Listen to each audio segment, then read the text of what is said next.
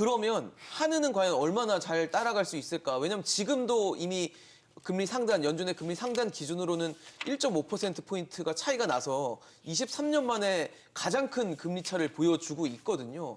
근데 여기서 만약에 연준이 도망을 가버리면 금리 격차를 더 커지게 놔두든지 아니면 우리가 쫓아가든지 뭔가를 해야 되는데 한은은 우리가 지금 3월에 회의가 없습니다. 4월에 어떤 결정을 하게 되겠습니까? 네, 지금 한은이 뭐 어려운 결정을 앞두고 있는데 지금 그 한은이 그 기준금리를 정함에 있어서 지금 경기 회복이나 우리나라 인플레이션을 잡기 위한 그런 정책 금리나 그리고 환율 방어 그리고 이번에 문제가 터진 이제 금융권 안정 이 목표에 따라서 기준금리가 다 다릅니다. 그 중에 이제 하나를 선택을 해야 되는데 지금 우리가 이제 1990년대부터 이렇게 한미 기준금리 차이를 보면 그 한국이 거의 항상 이번에를 빼놓고 거의 항상 기준금리가 미국보다 높았죠. 근데 이렇게 역전된 거는 상당히 드문 일이라고 일단 말씀을 드리고 싶고요. 네.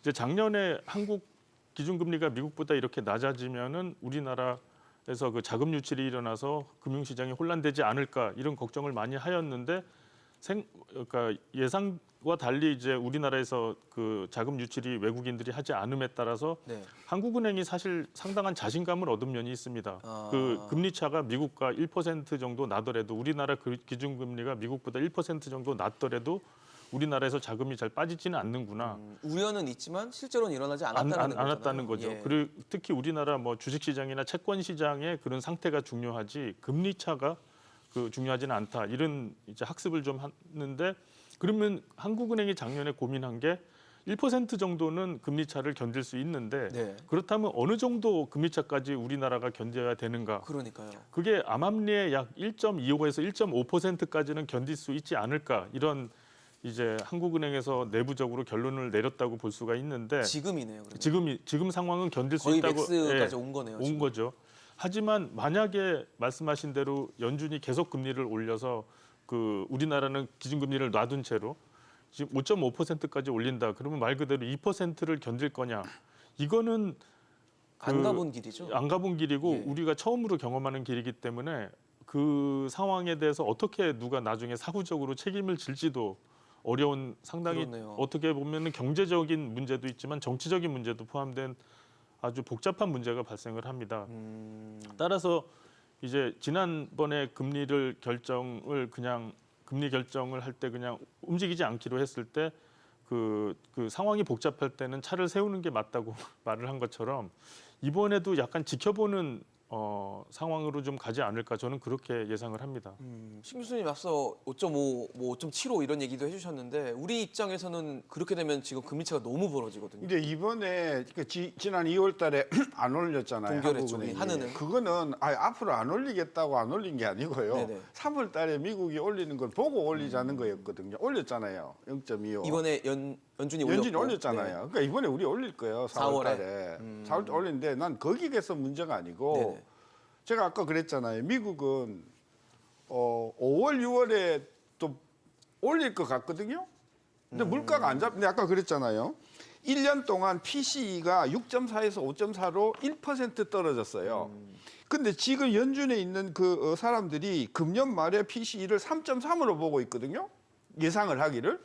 그러면 현재 5.4에서 3.4로 가려면은 2.1%포인트가 내려가야 돼요. 못 내려가죠. 그다음 코어가요. 5.4에서 4.7로 1년 동안 0.7%포인트 떨어졌거든요. 근데 금년에 코어가 얼마로 보고 있냐면은 3.2로 보고 있거든요. 그럼 지금 4.7에서 3.2면 코어만 1.5가 떨어 1.5% 불가능하단 말이에요. 안될 것이다. 안 될 것이죠. 그러니까 계속해서 연준의 정책하는 사람들은 야 우리가 생각하고 있는 물가 2%는 나중에 치더라도 우리가 목표했던 3.3, 3.2도 못 잡는구나. 이런 상황이 되면 금리를 안 올릴 수가 없다. 저는 그래서 왜 우리가 이번에 금융위기가 터지기 전까지 6% 이야기 나온 거 기억나시죠? 금리가. 기준금리 6% 네네. 이야기가 나왔어요. 맞아요. 물가 못 잡으면. 네. 따라서 아까도 이야기했잖아요. 미국의 그 연준이나 트레저리에서는 이번에 금융위기를 국제적인 것이다. 충분히 컨트롤할 수 있다. 그거 보고 있기 때문에 이 물가가 제대로 만약에 이번에 그 금융위기로 인해서 안 잡히면 저는 5.5도 간다. 5.75까지도 간다. 우리도 쫓아가야 돼요. 우리 쫓아가야죠. 우리도 쫓아가. 아까 그럼 1.5점 우리도 4% 지금 3.75잖아요. 4%대 3.5죠 지금. 아 3.5죠. 3.5인데 그럼 우리도 4%대 우리도 4 넘어간다고 봐야 돼요. 아까 우리가 갭이 1.5인 적이 있었는데요. 우리가 역전된 게 언젠가 봤더니 2000년 5월 6월이에요. 이게 IT 버블이 터지기 직전이거든요.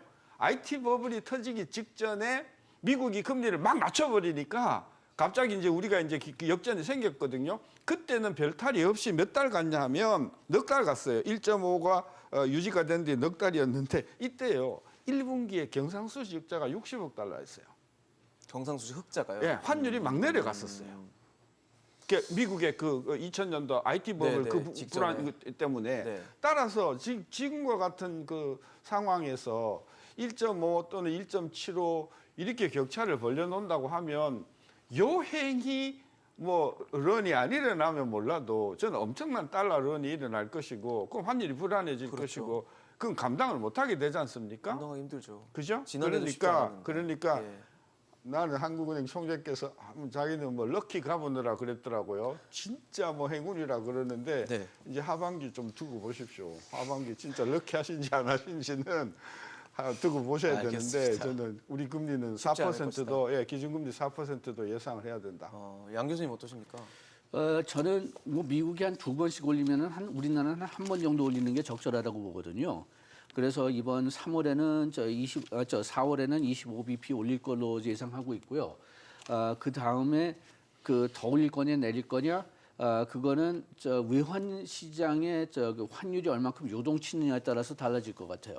환율 시장이 그렇게 요동치지 않는다면은 그러면은 최대한 동결을 유지하려고 할 것 같지만은 그렇지만 일단 환율이 크게 요동친다면은 그리고 우리가 10월에 작년 10월에 환율이 요동쳤을 때는 네네. 그때는 뭐 외국인 투자자들이 한 게 아니에요. 그거는 우리나라의 그 사람들이 한 거거든요. 네, 해외로 빠져나가고. 해외로 빠져나갔기 네. 때문에 그렇기 때문에 거기에 대해서 뭐 어떤 안전 조치 같은 걸 좀 더 취하고 그다음에 환율 안정화 조치를 취하면은 좀 동결을 할 수 있는 기간이 좀 오래 갈 수 있지 않을까 좀 그런 생각은 들긴 하는데 만약 그렇게 우리나라의 그 어떤 그 투자라고 해야 될까요? 투기라고 해야 될까요? 그런 외환의 시장의 그런 그 요동을 막을 수가 없으면은 네. 그러면은 미국 따라서 환율을 올릴 수밖에 없다고 이 금리를 금리를 올릴 올릴 수밖에 수밖에 없을 없다고 것이다. 생각합니다.